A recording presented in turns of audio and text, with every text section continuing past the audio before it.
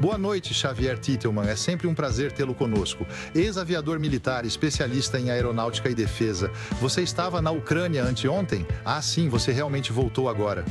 Passei 3 semanas intensas na Ucrânia e voltei para conversar com vocês. Quantas vezes por ano você vai para lá, para a Ucrânia? Eu vou para lá a cada 2 meses. Fico entre 2 e 3 semanas. Isso realmente permite acompanhar a evolução, ver os avanços tecnológicos que acontecem em uma velocidade incrível. E também sentir o que a população está sentindo. E dos militares também, que continuam tão determinados quanto antes. Você trouxe para a gente essa imagem incrível de uma espécie de monstro de helicóptero soviético que vamos ver agora. Então, esse é um Mi-8E? É um helicóptero grande. Pronto, ele é realmente um Badger ucraniano, então não há dúvida. O que esse aí tem de especial?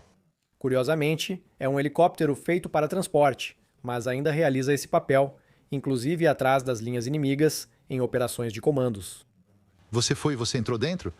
Não voei desta vez, não tive autorização, infelizmente. Eu gostaria de ter voado. E esses helicópteros, eles também usam massivamente para fazer bombardeios, com espécies de lançadores de foguetes nas laterais e que permitem atirar com uma precisão relativa a alguns quilômetros. Então, ao se aproximar da linha de frente. Mas também de forma muito massiva, para derrubar esses famosos drones kamikazes Shahed, que atacam a Ucrânia todos os dias.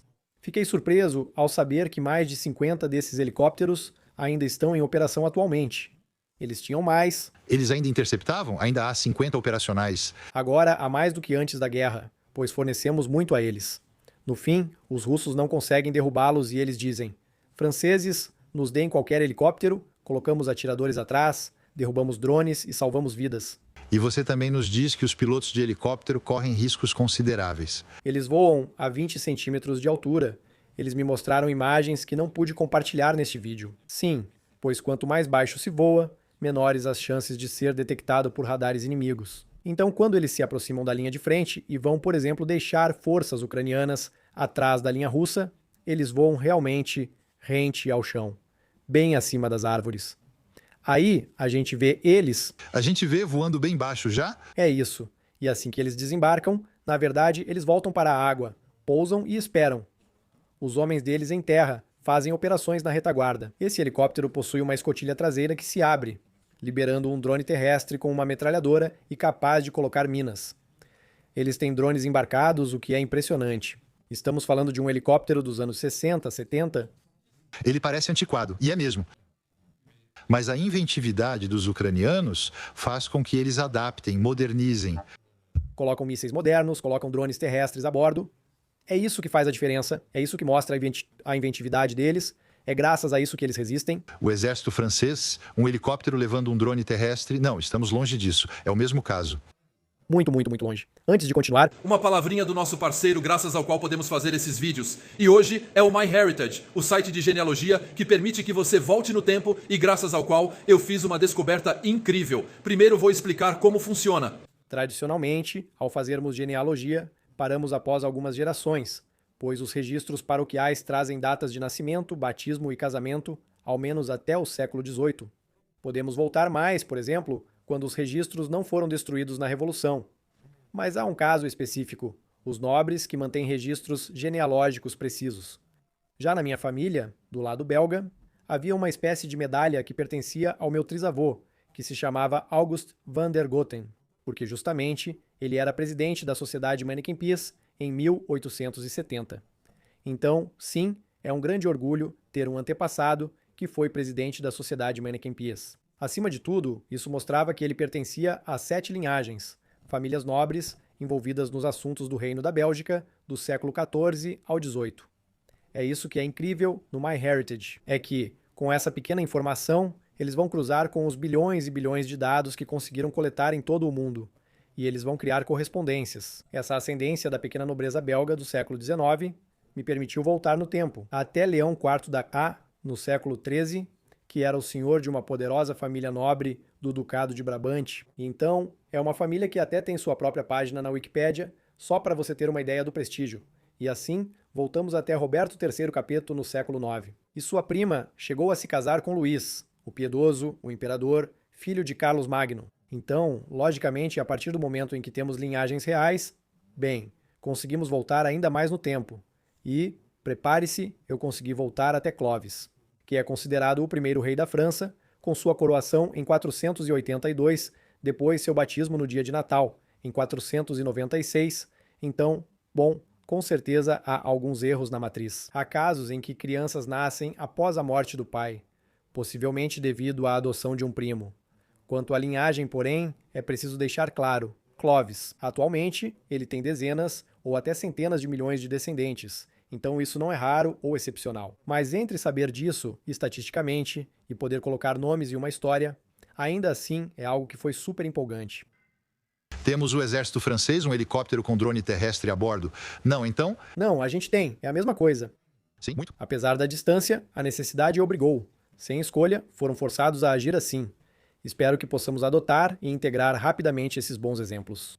Claro, todos os estados maiores do mundo observam o que ocorre na Ucrânia para se adaptarem. O que hoje é feito industrialmente na Europa, França e Estados Unidos, os ucranianos já faziam há 3 anos, ou seja, temos cerca de 3 anos de atraso, entre o momento em que percebemos o quanto eles fazem coisas incríveis e o momento em que conseguimos nós implementá-las. Hoje, o equipamento de 3 anos atrás já está ultrapassado. Por exemplo, drones franceses e kamikazes enviados aos ucranianos, segundo relatos diretos. Eles desmontam para recuperar as peças de reposição, porque de qualquer forma seu drone é um drone ruim, com bons sensores, então nós pegamos os bons sensores e na verdade não usamos o seu drone. É incrível. Você disse que conseguiu entrevistar os soldados, a população, ver o que a população pensa. O encontro entre Trump e Putin, na próxima semana, foi meio que um reviravolta. Ontem, o presidente Zelensky repetiu e não para de repetir, vamos ver, que não se trata de abandonar nenhum centímetro de território. Isso não seria entendido pelos soldados nem pela população. Por que oferecer à Rússia o que ela não consegue tomar à força? A Rússia não conquista as 4 oblasts que reivindica e diz ter anexado. Por que a Ucrânia ofereceria isso? Por quê? Eles estão lutando há anos e anos, e é preciso entender também que para eles tudo é contado em termos de vidas. Eles sabem o que ocorre nas áreas ocupadas, pois em regiões libertadas já se sabe que dezenas de milhares de civis foram mortos. Então, a Ucrânia tem cerca de 135 mil militares mortos e desaparecidos. Mas aqui, eles sabem que se abandonarem Pokrovsk, se abandonarem todas essas cidades do Donbass que ainda resistem, ou Zaporizhia no sul, isso significa que haverá mais dezenas de milhares de ucranianos mortos, além de uma ocupação. Então, isso é absolutamente inaceitável para a população e para os militares. E por que resistir durante 3 anos com tanta determinação se for para se render hoje ou amanhã? Mostrando diariamente que a Rússia não tem força militar suficiente para invadir o território deles. Como se diz, ainda assim há um avanço, claro. Todo mês, a Rússia conquista mais ou menos 1/10 de um departamento francês em termos de área. Não é pouco, é bastante. Sim, mas isso quer dizer que, nesse ritmo, ainda vai demorar. Seriam mais 3 anos só para conquistar o Donbass, depois cerca de 8 para conquistar Zaporizhia, e em seguida ainda resta Kherson. No fundo, essa guerra não vai durar mais 15 anos. E então, de fato, politicamente, eles não podem abandonar o que militarmente os russos não conseguem conquistar. O que você acha, vamos ouvir de novo, do que disse há pouco o vice-presidente americano J.D. Vance? Dar a impressão de que os americanos querem mesmo pressionar Zelensky. Ouça. Se considerarmos a linha de contato atual entre a Rússia e a Ucrânia, vamos tentar encontrar um acordo negociado aceitável para ucranianos e russos, no qual eles possam viver em uma paz relativa e onde os massacres parem. Isso não vai satisfazer ninguém. Russos e ucranianos, no final, provavelmente ficarão insatisfeitos. Mas eu não acho que seja realmente possível sentar e negociar sem a liderança de Donald J. Trump. Obviamente, ele defende seu chefe. Sempre há um acordo quando diz que inevitavelmente haverá descontentes. Mas até onde Zelensky pode ir? Se ele afirma que não cederá nenhum território aos russos, não vemos como.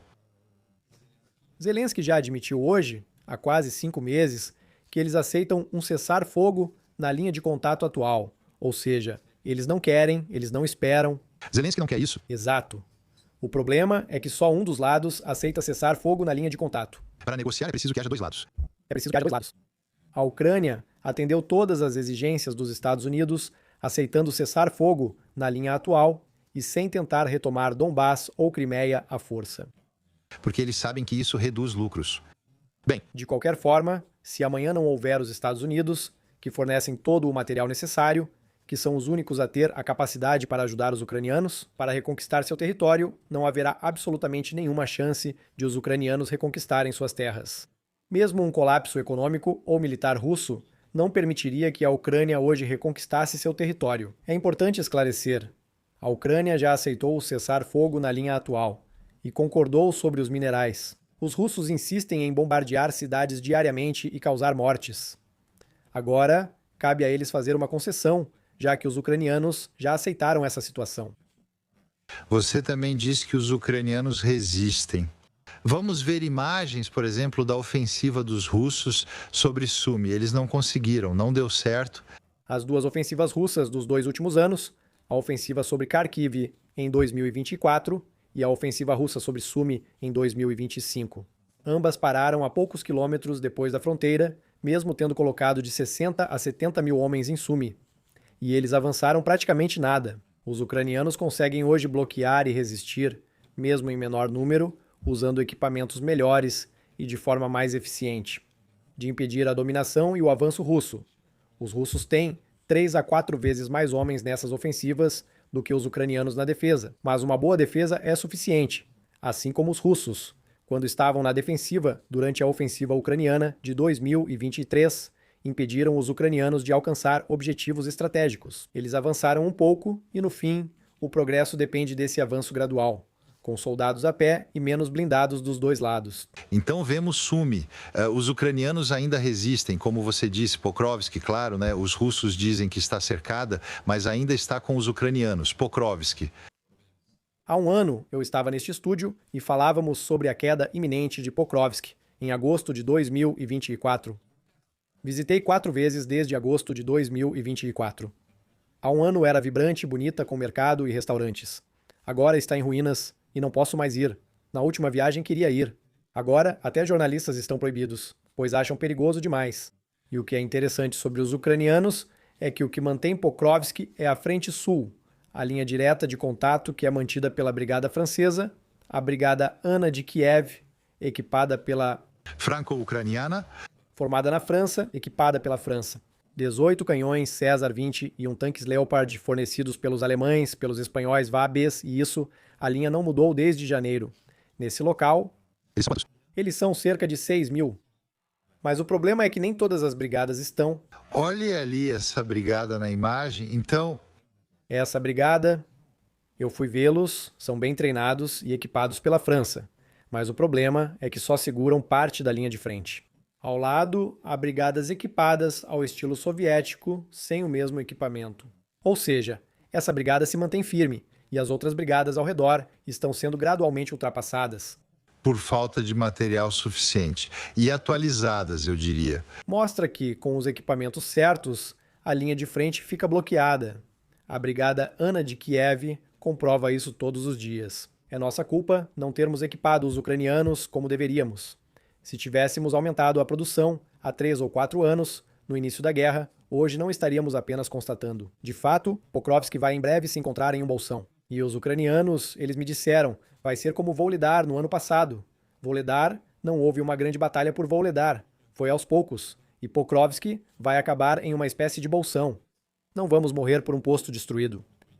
Então a gente vai embora. Outra novidade, que a gente considera uma novidade, são os ataques cada vez mais profundos no território russo pelos ucranianos. Recebemos uma imagem extraordinária. É um ataque de drone contra uma fábrica ou um depósito de Shahed, que são os drones ao delta russos. Olha só, estamos seguindo esse drone e ele vai cair exatamente em cima do depósito. Estamos no Tartaristão, então é muito longe, vamos ver um mapa depois. 1.200 quilômetros é realmente incrível e, bum, aí está em cima do depósito de drones russos Shahed. O mais louco é que isso leva 2 dias. Aparentemente não ouvimos metralhadoras, mas do lado ucraniano já passei noites com quem as possui. Por que os russos atiram à noite?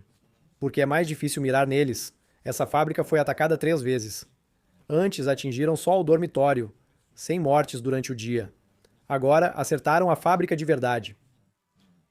Esses grandes complexos militares, que deveriam ser ultra rápidos e protegidos, continuam vulneráveis a ataques. Ali não tem uma metralhadora, não tem nada. Não estamos falando de um míssil a 800 km por hora. Vê chegando tranquilamente. Vamos ver. Essa fábrica, aliás, porque a imagem da fábrica tinha sido divulgada pelos russos, o Shahed é o drone iraniano, mas que foi copiado pelos russos. E eles o produzem sob licença. E que eles produzem em um ritmo infernal. Motor chinês e eletrônica chinesa hoje em dia, pois os ucranianos avançaram muito na guerra eletrônica. Ou seja, hoje os russos não são mais capazes de produzir sensores GPS com tecnologia suficiente. Eles recorreram aos chineses, que fornecem os únicos sensores GPS capazes de resistir à interferência ucraniana. Isso é uma complementaridade. Os chineses quase não escondem quando fazem isso, e é um baita lucro para eles. Porque um chip que eu tinha visto, os chineses vendem por $16.000. Então, os chineses realmente estão tirando muito proveito disso. Eles estão ganhando dinheiro com isso. Sobre isso, você também disse, os ucranianos miram prioritariamente em alvos militares, sejam refinarias de petróleo, fábricas de drones. Já os russos, eles miram em alvos civis. Cai onde pode, em prédios, nas cidades, etc. É a OMS que diz isso. 2.600 ataques contra o sistema de saúde ucraniano. 3.000 escolas, 200.000 prédios que foram atingidos ou destruídos, mais ou menos em profundidade, contando também a linha de frente. Então, os russos miram em 93% das infraestruturas civis. Isso são crimes de guerra. São crimes de guerra, com drones kamikazes usados deliberadamente contra civis. Eles chamam de safaris humanos, se orgulham e compartilham as imagens. É oficial, a ONU reconhece isso como crime de guerra, mas há também interesse militar, pois força os ucranianos a retirarem a defesa aérea da linha de frente. Eles precisam posicionar a defesa aérea em cidades, onde não são alvos legítimos, facilitando o uso da aviação russa para lançar bombas planadoras. Ao fazer isso, eles também conseguem destruir parte das defesas ucranianas na linha de frente, mas isso faz principalmente milhares de pessoas sofrerem na retaguarda, achando que elas vão ceder mentalmente, o que nunca vai acontecer. Só uma observação. Não sei se você leu o artigo do Le Monde hoje sobre as trocas de prisioneiros. Está fascinante. 90% dos prisioneiros ucranianos que retornam foram torturados de uma forma terrível. Alguns morrem após 23 semanas, levando a crer que parte foi envenenada antes de ser devolvida. Há casos em que os médicos gravaram com faca Slava Rússia na barriga deles. Coisas inacreditáveis. É horrível, como dizem, a inventividade ucraniana, a tecnologia barata, mas que funciona. Veja, por exemplo, esta imagem de drone antidrone. Então vamos ver um Shahed justamente passando pelo céu. Se quiserem nos enviar, e então um drone interceptador que o intercepta no ar, pronto, isso também é novidade. Os drones antidrone. Não é um Shahed, e sim um Orlandi. Um Shahed? Mas é o mesmo princípio, de qualquer forma.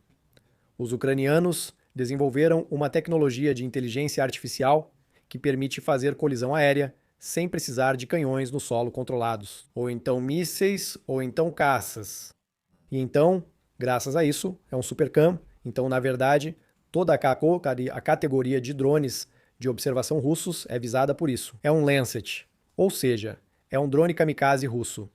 De fato, mas não é dos grandes, mas é o mesmo princípio.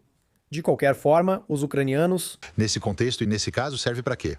Ela permite, é bastante difícil, em termos de pilotagem, ser capaz de atingir um drone que está em pleno voo, porque isso é feito visualmente e com uma corrente de ar, etc. E então, eles foram pouco a pouco ensinando inteligências artificiais a pilotar automaticamente esses drones kamikazes para chegar até o impacto. Isso resulta em uma taxa de sucesso de 70% muito alta. Drones de alguns milhares de euros destroem drones de observação que custam cerca de 100 mil. A gente vai te ver também com um drone de 500 euros, isso não é nada, é troco. Em termos militares, o que é isso, esse drone de baixo custo? O objetivo deles também é ocupar o terreno, ou seja, saturar o céu ucraniano. E então, esse drone, o que vemos aqui. Basicamente, esse motor... Parece uma maquete, quase. É um motor de cortador de grama rotativo. Eles pegam um cortador rotativo que compram em qualquer loja de materiais de construção. Atrás, tem uma boa quantidade de gasolina, e esses drones têm um alcance de 700 km. O objetivo é enviar dezenas desses drones de baixo custo ao mesmo tempo. Esses drones ficam perdidos no meio dos mísseis e dos drones de maior importância. Saturar as defesas russas. Exatamente, eles fazem ainda melhor nesse drone de balsa e madeira. Vão adicionar. Parece uma maquete construída por um adolescente. Aí, É só um tanque de gasolina e uma garrafa de água, nada mais simples. E na verdade, como eles colocam alumínio, mas é papel alumínio de cozinha. Isso vai criar um eco no radar que faz com que os russos gastem suas defesas aéreas, especialmente seus mísseis de defesa S-300 BuK, que custam centenas de milhares de euros por míssil. E quando eles já dispararam 6, 8 mísseis e o lançador deles está vazio, aí entram os drones ucranianos, com 40, 50, 100 quilos de explosivos, que vão conseguir passar para ir, como acabamos de ver, até o Tartaristão, até Saratov. E nesse contexto, é preciso entender que são várias ondas de drones que chegam ao mesmo tempo e são esses que vão atrair os mísseis russos. desconstrua isso e parece que a população está participando. Justamente para construir isso é o interessante, é que qualquer pessoa, todo mundo, qualquer estudante vai participar da concepção, porque à noite eles realmente, desde 2014, toda a população já está mobilizada cognitivamente para criar esse tipo de drone, embora pareça que os drones são coisa de 2022. Para os ucranianos, 2014 foi o ano em que perceberam a necessidade de compensar a superioridade russa. Depois veio a produção. Eu estive em casas de repouso onde havia senhorinhas trançando fios elétricos que seriam usados em drones. Por trás, Todo mundo participa, toda a população se envolve. existem milhares de unidades de produção para fabricar cada pequena peça, que depois seguem para unidades de montagem espalhadas por todo o território.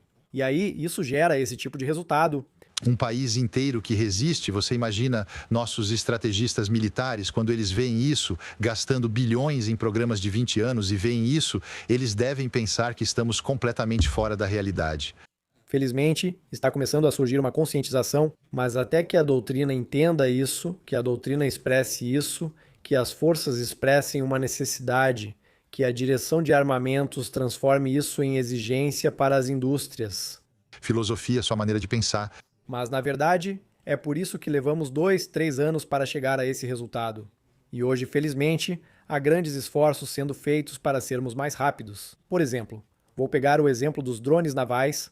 Até agora, exigíamos drones navais que fossem projetados especialmente para serem drones navais. Bem, a Sea Hall francesa recebeu orientação da direção de armamento. Compre qualquer jet ski. Depois, passamos a dizer, compre o seu jet ski e adapte-o. Então, estamos realmente mudando de escala e de paradigma. Então, outro exemplo incrível, encontramos essa imagem, era um artigo dos nossos colegas do Parisien e encontramos o vídeo. É um avião agrícola, assim, quer dizer, uma coisinha pequena, quase um ultraleve, um pouco maior, fabricado na época na Tchecoslováquia, eu acho. Mas qualquer avião serviria. E no qual instalaram mísseis nele. É preciso pausar a imagem para ver, pois está sob a asa esquerda. Aqui, a gente vê que tem um míssil R-73, ou seja, um míssil ar-ar, o mais barato que se pode imaginar, que permite fazer interceptação. É um míssil soviético da época. Mas quando você quer interceptar um drone kamikaze, não adianta usar mísseis caros, que são lançados por um Patriot, ou um Mamba francês, por exemplo. E então, eles conseguiram integrar vários tipos de mísseis ocidentais em seus aviões soviéticos, e agora eles estão integrando mísseis soviéticos no avião mais econômico possível. Ele foi feito para pulverização agrícola nos campos. Ainda é possível combater incêndios, às vezes com água, quando há dificuldades. Aqui embaixo, à esquerda, sob a asa esquerda, há um equipamento de pulverização agrícola, que é mais barato. Na aviação, são milhares de euros por hora de voo, enquanto um F-16 custa 20 mil euros e outro chega a 35 mil euros. Se você pedisse a Dassault Aviation ou a Airbus Defesa, eles saberiam fazer. Não, mas empresas como a Grob oferecem esse tipo de avião para a França e a Força Aérea está considerando seriamente adquiri-los para treinamento, mas também realizar o apoio aéreo aproximado, ou seja, ataque leve ao solo, como com o Super Tucano, um avião que é utilizado, por exemplo, pelo Brasil e por vários países que vão usá-lo em operações de contra-insurgência. Agora que podemos integrar mísseis comprovados operacionalmente como sendo eficazes, eu espero, sinceramente, por que desgastar nossos Rafales para realizar missões simples, esse tipo de avião? Então, é preciso uma complementaridade entre uma frota de altíssima qualidade e uma frota de baixo custo, que possa ser usada em missões na retaguarda. E aí também houve fábricas que projetaram isso, engenheiros que projetaram isso. Mas então, em poucas semanas... Sim, ainda não sei como conseguiram, mas eles têm apoio, principalmente dos poloneses, que após entrarem no bloco ocidental e na OTAN, eles tinham equipamento soviético e aprenderam sobre a compatibilidade entre o equipamento soviético e os mísseis ocidentais. Os MiG-29 poloneses já tinham a capacidade de integrar nossos mísseis RR, que eram designados por um radar em solo. Eles já tinham esse ambiente, foram ajudados, mas agora os ucranianos estão na frente, até mais que os poloneses. Essa integração ocorre rapidamente. Vou te dar uma ordem de grandeza. Integrar um míssil de cruzeiro Scalp, por exemplo, em um Mirage 2000 levou anos de trabalho. Os ucranianos integraram nossos mísseis Scalp em Sukhoi 24 em apenas alguns meses, com a nossa ajuda, obviamente. Mas isso quer dizer que eles vão 45 vezes mais rápido que nós, por um custo muito menor. Uma imagem, infelizmente, de F-16 ucranianos. Quantos eles têm, aliás? Que marca é essa? A Bélgica é um deles. Muitos países já doaram, e agora são cerca de 20. Infelizmente, eles perderam alguns. Porque eles perderam 3. Então isso é uma informação que eu não acho que seja conhecida. Eles perderam 3. O primeiro, infelizmente, foi o que chamamos de fogo amigo. A defesa aérea ucraniana cometeu um erro ao não identificar o F-16 entre os mísseis. Isso. Isso pega mal, mas eles sempre reconhecem e afirmam ser muito transparentes. Por quê? Porque era o começo e eles não estavam acostumados. Faltava comunicação e coordenação, e eles não estavam habituados a identificar esse avião entre os mísseis. Quando a Rússia lança 200 ou 300 mísseis de uma vez, e há alvos por toda parte, existe um alvo grande no meio. Eles dispararam e foi isso, infelizmente. Estão no fim da vida útil, então seriam desmontados. Eles foram doados porque os países que os doaram têm outros aviões. Então, esses aviões... Quer dizer, nós estamos dando para eles nossos velhos trastes. Sim. Sim. São aviões que estariam em uma rotatória só para enfeitar. Não valem nada. É por isso que quando eu vejo, sim, gastamos centenas de milhões com Mirage 2000, mas em 5 anos eles já não existem mais. Substituídos pelos Rafale? Substituídos pelos Rafale. Então, doá-los. Teoricamente, vamos dizer que são alguns milhões, mas na prática, a gente economiza porque não precisa pagar pelo desmantelamento. E então, há outros 2 F-16 que foram, não tenho certeza se são F-16. Esses são aviões de treinamento, Alpha Jet. Então, os F-16 eles caíram. Por quê? Aí sim. O primeiro foi abatido, os 2 seguintes. É como se eles abatessem, eles derrubam os mísseis atirando com seus canhões para evitar gastar mísseis. Eles se aproximam, atiram com o canhão. Eles se aproximam, atiram neles. E nos 2 casos, a explosão do míssil lançou destroços que foram sugados pela entrada de ar única. Você vê a grande entrada de ar embaixo, bem grande. Como o F-16 tem só um motor, ele foi destruído e por isso, depois disso, não é um planador, ele não plana. Por isso tiveram que se ejetar.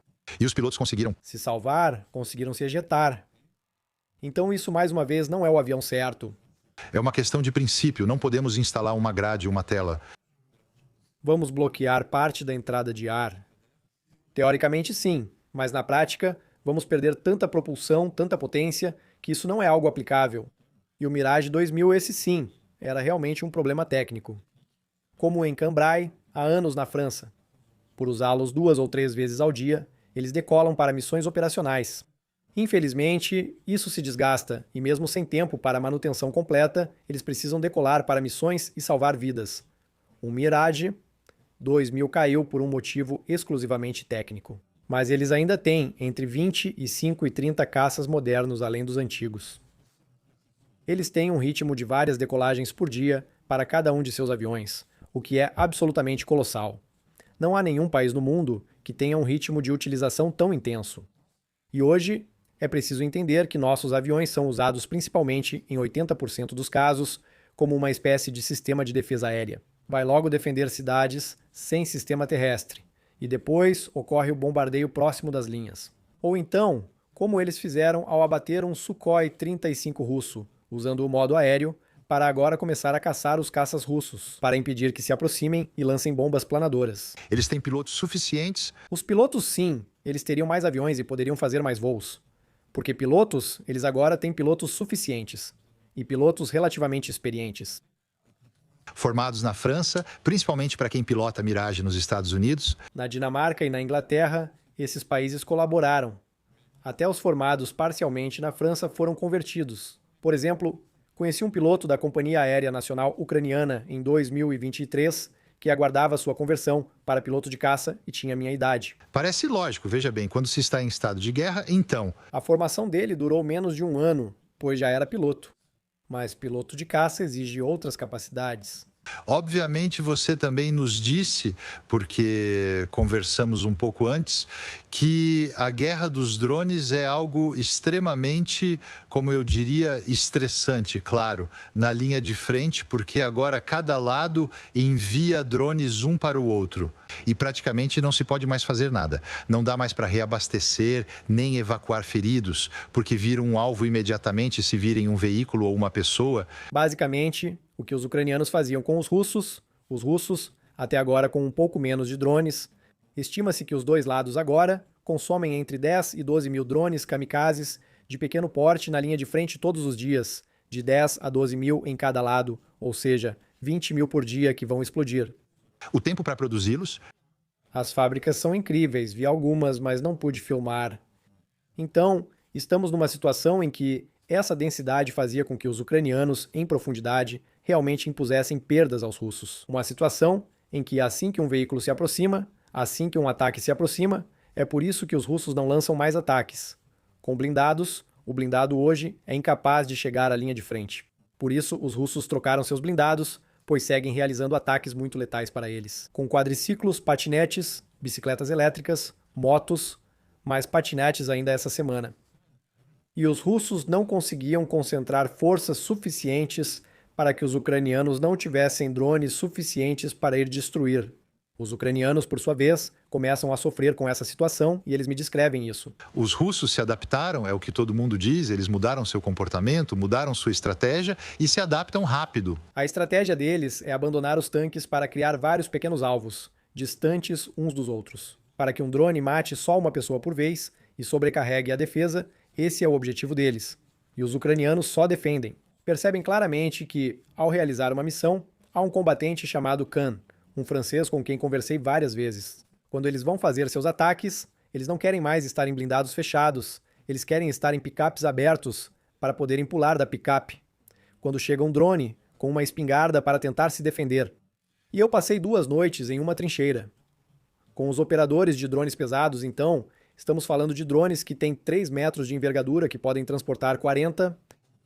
Para drones, isso é praticamente do tamanho de um pequeno 2 cavalos 40 quilos de carga útil, e eles vão abastecer a linha de frente. É tão perigoso só levar comida, munição, água, combustível. Eu dizia, há alguns meses a gente ainda via aqui, filmado pelos jornalistas, repórteres de imagem da LCI, caminhonetes acelerando nas estradas. E levar o suprimento, isso acabou, está perigoso demais. É possível. É possível até 45 quilômetros da linha de frente. Eu estava na linha 1, cerca de 3 quilômetros atrás do que chamam de linha 0. Ainda estamos ao alcance dos drones, mas se formos rápidos, conseguimos sair. Então, a gente é deixado lá com as caminhonetes, descarrega a caminhonete e ela vai embora. A gente se esconde na trincheira para ver se não foi descoberto. Se após 15 minutos não formos atingidos por drone ou projétil, está tudo certo. E aí, a noite toda, são 20 missões de abastecimento para levar comida por toda a linha 0 que fica à frente, porque a gente não pode ir nem de quadriciclo, nem de qualquer outro veículo. Então, eles deixam 40 quilos de pacotes de água, latas de atum, munições, gasolina. Você também me disse que eles evacuam os feridos por drone? Sim. Existem 2 tipos. A evacuação por terra, feita com drones terrestres cada vez mais avançados e usados. Por exemplo, eu participo de um programa chamado Stabnet, que são uma espécie de containers medicalizados que ficam posicionados. Tentamos colocar 1 a cada 10 quilômetros na linha de frente, com a comunidade do meu canal no YouTube. Compramos alguns e mais de 10 mil soldados ucranianos feridos passaram pelos Stabnet, financiados pela minha comunidade. Tenho muito orgulho disso. Além disso, estamos tentando fazer drones que vão buscar as pessoas e as retiram de lá. Ir lá de quadriciclo é sempre complicado. E então, há cada vez mais drones terrestres. E também há uma especificidade, pois foi criada a primeira brigada de drones terrestres. Houve a primeira operação 100% realizada por drones, sem envolver nenhum humano, que realmente aconteceu. Tomar uma trincheira, resgatar feridos, capturar prisioneiros russos e trazê-los de volta, tudo 100%. Com drones terrestres monitorados, com redes funcionando, é incrível. Alto-falante que diz para eles: vocês entram no drone e então a gente vai. Sigam a gente, vão na frente, senão a gente atira, etc. E isso já está em operação. Porque a guerra das máquinas aí... A gente já tem a guerra das máquinas. É por isso que a dimensão industrial é absolutamente fundamental. A capacidade de produzir em grande quantidade e em massa é isso que permite aos ucranianos resistirem. Sobre evacuações médicas por drone, vocês têm um drone chamado Malloy, com carga útil de 120 a 150 quilos.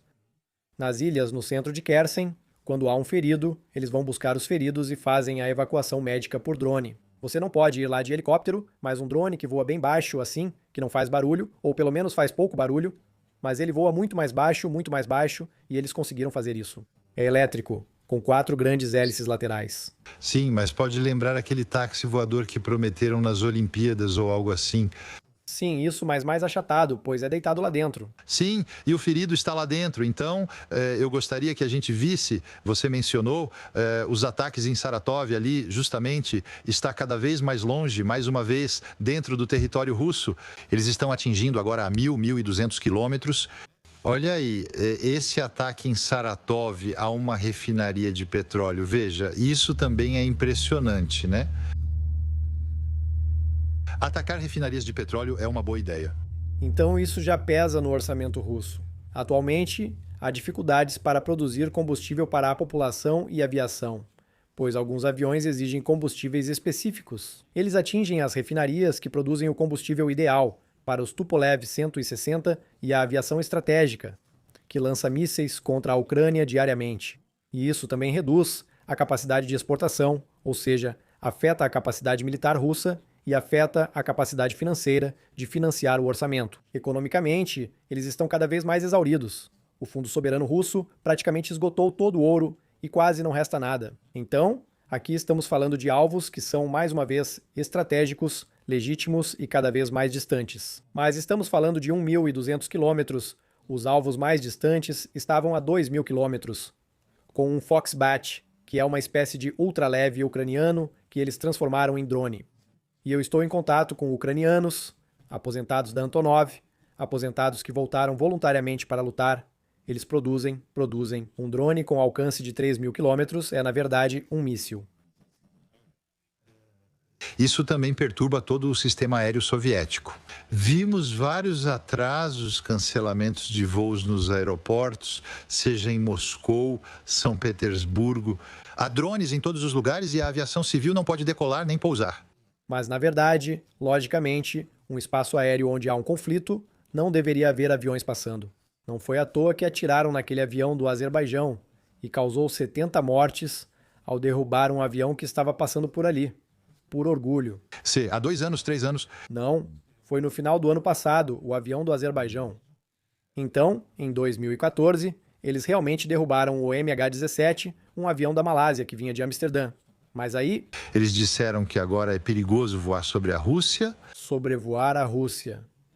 Até agora, evitávamos isso para não financiar a guerra deles, pagando taxas de sobrevoo. Mas agora é quase suicídio sobrevoar a Rússia no momento em que os ucranianos estão enviando seus drones kamikaze, porque os russos, por orgulho, não querem fechar seu espaço aéreo. Sim, por orgulho. Está tudo ótimo. E eles fingem. Mas então, de fato, quando há drones que chegam e sobrevoam os aeroportos, eles fecham o aeroporto. Mas, na realidade, esses espaços aéreos deveriam estar totalmente fechados, quase o tempo todo. E isso aumenta o tempo de voo para as companhias estrangeiras que evitam a Rússia. Quando vamos de Paris até a Tailândia. Antes, levava 11 horas, agora leva 14 horas. Então, de fato... Isso ocorre pelo conflito, pois evitamos riscos e desviamos. Olhem essa outra imagem impressionante. Estamos em Sochi, a cidade querida de Putin, os Jogos Olímpicos de 2014, onde ele tem um verdadeiro palácio. E então tem gente tentando pegar um bronze nessas praias e há alto-falantes. Tem até alguém dizendo para eles: senhoras e senhores, não, vocês têm que sair daqui. Vocês têm que sair porque está ficando perigoso. Olhem só, os turistas, porque os drones estão chegando. Mas chega um momento em que a população russa precisa perceber que está em guerra. E que é normal em um país que decidiu entrar em guerra sendo agressor? Operação especial? Sim, é aí que vemos que isso não funciona. Por que prisioneiros de guerra se não há guerra? gostaria que um dia explicassem esse conceito. Mas, em todo caso, é lógico que a população russa seja impactada por uma guerra que foi decidida pelo seu país. E hoje, infelizmente, pessoas que talvez não quisessem nada além de estar de férias nesse lugar, sim, elas estão perto de alvos estratégicos, legítimos, militares. Não há nenhum ataque deliberado por parte da Ucrânia contra um alvo que seja civil ou ilegítimo. Quando eles atacam uma área, é a grande diferença em relação à Rússia, claro, e também é para dizer aos russos, vocês não estão seguros em lugar nenhum.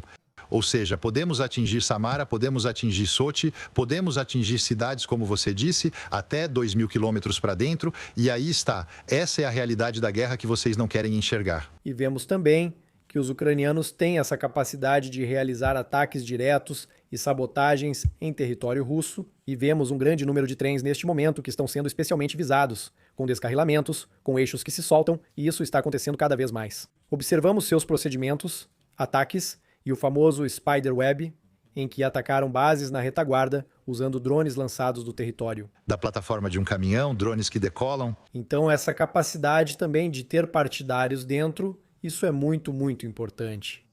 Isso irrita muitos russos. Claro, e principalmente, o que mais os irrita neste momento é ver o Azerbaijão, que está mudando de lado. A tal ponto que o Azerbaijão, que já havia apoiado militarmente a Ucrânia, mas de forma mais discreta, hoje produz oficialmente munições para a Ucrânia, e isso também os irrita. E com uma paz americana em torno de Donald Trump? Com certeza, muitos países vizinhos buscam se distanciar da Rússia. A Mongólia, por exemplo, firmou um acordo de defesa com a China voltado contra a Rússia. A Rússia segue ameaçando esses países. Podem sofrer o mesmo que a Ucrânia se não nos seguirem. Assim, cada vez mais países se afastam da Rússia. A coerção, última imagem, se você permitir, Putin ainda se protege. Temos imagens de reforços russos, por exemplo, na região de Zaporísia. Bom, ele está enviando caminhões porta-tanques com tanques em cima para Zaporizhia. Então, o abastecimento russo continua mesmo assim? Então, os russos também estão produzindo cada vez menos tanques, ou seja, conseguem tirar cada vez menos dos estoques soviéticos abundantes que tinham na época, e, portanto, eles têm cada vez menos drones. Não estamos falando dos tanques modernos, tipo T-90, certamente não o T-14, que era o mais moderno, mas eles abandonaram totalmente o programa. Então, eles continuam trazendo equipamentos, mas é porque estão perdendo equipamentos. Hoje, eles têm cada vez menos tanques na linha de frente. Em julho, perderam só 24 tanques, o menor número desde o início. Esses tanques são cada vez menos usados porque acabaram. E Putin ainda vai continuar tendo a capacidade de fornecer suprimentos, armas. Haverá um momento em que o ritmo vai cair, mas não a ponto da linha de frente ruir. Eles não conseguirão mais conduzir ofensivas ou tentar avançar. Exceto alguns coitados em mobiletes ou scooters, poucos ainda querem se unir ao exército russo. Mas nunca será um colapso que permitirá à Ucrânia voltar ao ataque. Porque, por outro lado, as linhas de defesa são sólidas. Muito obrigado, Xavier Titelman. É sempre fascinante ouvir você. Mencionamos seus canais no YouTube e que você é, obviamente, ex-aviador militar. Muito obrigado. É cheio de informações, cheio de dados.